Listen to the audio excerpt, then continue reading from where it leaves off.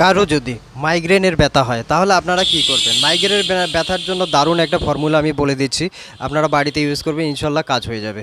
মাইগ্রেনের ব্যথার জন্য মৌরি, জোয়ান, জিরা, মৌরি, জোয়ান বা জৈন যেটাকে বলে, জিরা সবগুলো 100 গ্রাম করে নেবেন।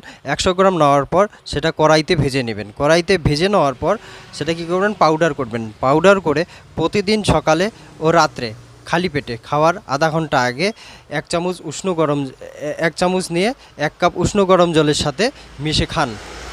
আপনার যে কারণেই মাইগ্রেনের ব্যথা হোক না কেন, যত বড় মাইগ্রেনের ব্যথা হোক না কেন, একদম কমে যাবে।